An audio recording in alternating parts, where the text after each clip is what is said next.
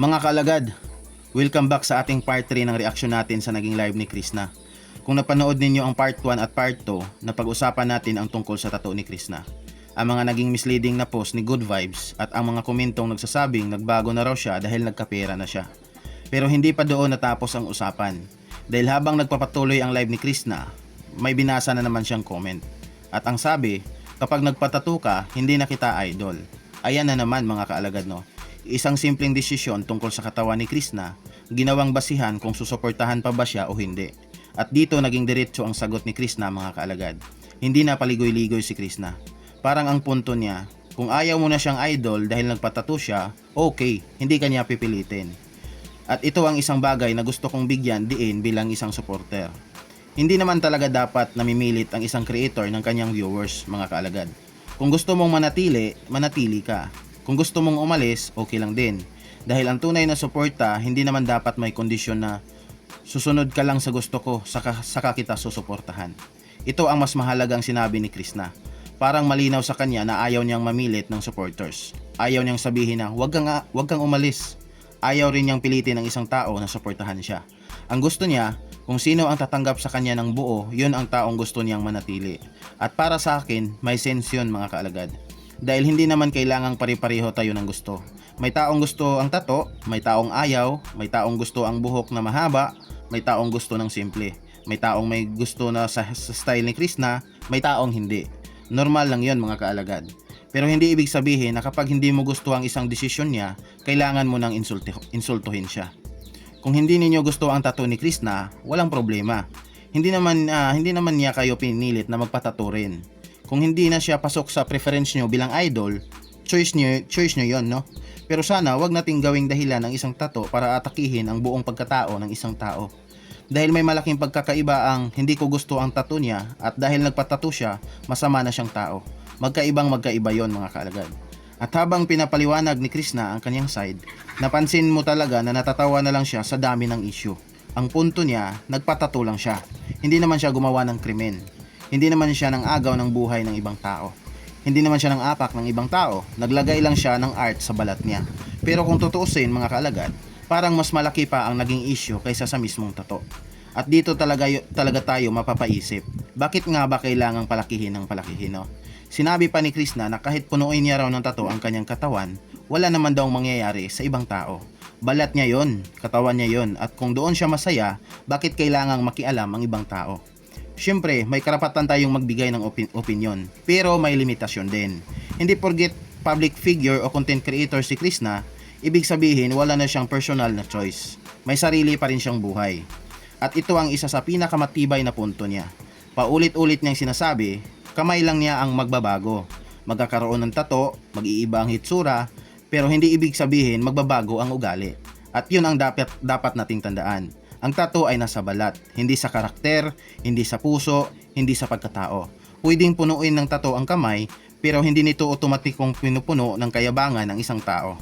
At vice versa, pwedeng malinis at walang tattoo ang balat ng isang tao, pero hindi ibig sabihin mabuti na agad ang ugali niya. May sinabi si Krishna na para sa akin, mas mahalaga pa kaysa sa lahat ng debate tungkol sa tattoo. May mga tao raw sa lugar nila na nagsasabi, sikat na yan pero ganyan pa rin siya, parang hindi nagbabago. At alam ninyo kung bakit natuwa si Krishna? Dahil para sa kanya, yan ang pinakamagandang marinig. Hindi ang dami niyang tattoo, hindi ang ganda ng gamit niya, hindi may pera na siya, kundi sikat na siya pero hindi pa rin nagbabago. Ibig sabihin, kahit umangat ang buhay niya, nakikita pa rin ng mga taong nakakilala sa kanya na siya pa rin. At dito ako talagang sumasang-ayon kay Krishna mga kaalagad. Sinabi niya na hindi niya makakalimutan kung saan siya nanggaling. At yun ang mahalaga. Dahil hindi naman masama ang umangat. Hindi masama ang magkaroon ng pera, hindi masama ang magkaroon ng bahay, hindi masama ang magkaroon ng farmhouse, hindi masama ang bumili ng mga bagay na dati ay hindi mo kayang bilhin. Ang mahalaga, huwag mong kalimutan kung saan ka nagsimula. At ayon kay Krishna, yun mismo ang ginagawa niya. At may isa pang interesting na sinabi si Krishna. Ayon sa kanya, mas maawain pa raw siya ngayon kaysa dati. At kung pag-uusapan natin ang journey niya, posibleng dahil marami na rin siyang nakita at pinagdaanan. Noong dati, sabi niya, may mga pagkakataong wala siyang pakialam. Pero ngayon, mas mabilis na raw siyang maawa sa mga taong nangangailangan. At sinabi pa niya na baka yun ang isa sa mga bagay na ipinagawa sa kanya ng Diyos, ang magkaroon ng mas malambot na puso para sa ibang tao. At yun ang pagbabago na tinutukoy natin. Para sa akin, magandang pagbabago yon mga kalagad. Ito ang tanong ko sa mga taong nagsasabing kapag nagpatattoo ka hindi na kita idol, okay lang, choice nyo yun. Pero sana, huwag nating sabihin na nagbabago na ang isang tao dahil lang nagpatattoo siya. Kung ang pagiging mabuting tao ay nasusukat sa kawalan ng tattoo, marami tayong problema sa mundo. At kung ang pagiging masamang tao ay nasusukat sa dami ng tattoo, marami ring maling judgment. Dahil ang karakter nakikita sa kilos, sa pakikitungo, sa paraan ng pagtulong, sa pagrespeto sa ibang tao. At sa kung paano niya tratuhin ang mga taong nangangailangan. Hindi sa tinta na nasa balat niya. At habang pinag-uusapan niya ang tattoo, may isa pang nag-comment sa live. Ang sabi, punuin mo ng tattoo ang katawan mo, pati dila mo, palagyan mo. At mabilis din ang naging sagot ni Krishna dito mga kaalagad. Parang sinabi niya, bakit hindi? Dahil kung katawan niya yon, siya ang may desisyon. At may isang linya siyang binitawan na talagang may diin. Mas mabuti raw na nagpatattoo siya at doon siya masaya. At wala siyang inaapakang tao. At ito ang gusto kong i-highlight mga kaalagad. Kung ang isang tao ay gumagawa ng bagay na gusto niya pero wala naman siyang sinasaktan o inaapakan ng ibang tao, bakit kailangan natin siyang sirain dahil lang hindi natin gusto ang choice niya? Siyempre, hindi rin nagpatalo si Krishna. Sinabi niya na pwedeng makinis ang balat ng isang tao pero hindi ibig sabihin na maganda na rin ang ugali. At dito medyo matalim ang kanyang comparison. Pero kung tatanggalin natin ang emosyon sa sinabi niya, ang punto ay simple. Huwag nating husgahan ang karakter ng isang tao base sa physical appearance dahil ang tunay na karakter nasa loob. Pero hindi naman puro negative comments. May isang supporter na nagsabing excited siya sa revelation ng cover-up tattoo ni Krishna.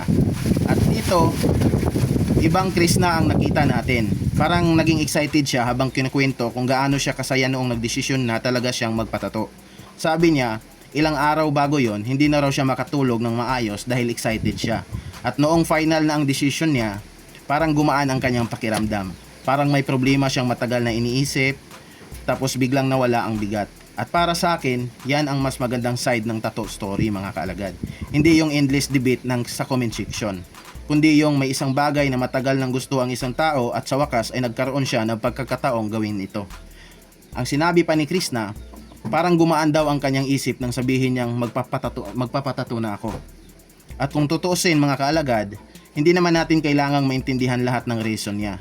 Hindi naman kailangan na pareho tayo ng taste. Ang importante, masaya siya sa desisyon niya at kung ang tattoo ay nakapagbigay sa kanya ng confidence o happiness, then let her enjoy it. Bilang reactor at defender ni Krishna, ito lang naman ang gusto nating ipaalala. Hindi natin kailangang kumbinsihin ang lahat na magustuhan si Krishna. Hindi natin kailangang pilitin ang mga taong ayaw na siyang suportahan. At hindi rin natin kailangang makipagtalo sa bawat taong may ibang opinyon. Pero kapag opinyon ay nauuwi sa panglalait, doon tayo pwedeng magsalita. Dahil hindi naman tattoo ang sukatan ng pagkatao. At hindi rin dapat gamitin ang isang personal na choice para sabihing wala ng respeto o pagpapahalaga sa isang tao. At mga kaalagad, dito muna natin tapusin ang part 3 ng ating paghimay sa naging live ni Krishna. Sa puntong ito, malinaw naman ang isang bagay. Para kay Krishna, ang tattoo ay personal niyang desisyon. Pwedeng may magustuhan, pwedeng may hindi, pero para sa kanya, hindi naman ito binabago kung sino siya bilang tao. At kung may mga taong ayaw na siyang suportahan dahil lang sa tattoo, choice nila yon. Hindi naman niya sila pipilitin. Pero para sa mga taong nananatili at tanggap siya kung sino siya, mukhang yun naman ang klase ng suporta na pinapahalagahan ni Krishna. At ang pinakaimportante, sa kabila ng lahat ng comments at opinions na naririnig niya, masaya siya sa desisyon niya at parang gumaan pa ang kanyang pakiramdam ng tuluyan ng desisyon ng ipagawa ang cover-up tattoo niya. Pero mga boss, hindi pa dito nagtatapos ang mga sinasabi ni Krishna sa kanyang live. Marami pa siyang napag-usapan at may mga kasunod pang kwento at reaksyon na hindi pa natin natalakay dito sa part 3. Kaya wag muna tayong mag-conclude sa buong live niya base lamang sa mga napag-usapan natin ngayon. Dahan-dahan nating himayin isa-isa para marinig natin ang buong side ni Krishna. At susunod nating part, itutuloy natin ang kwento. Kaya kung sinusubaybayan ninyo ang series na ito, abangan ang part 4 bukas or mamaya. Hanggang dito muna tayo ngayon mga kaalagad. Maraming salamat sa patuloy na panonood at suporta.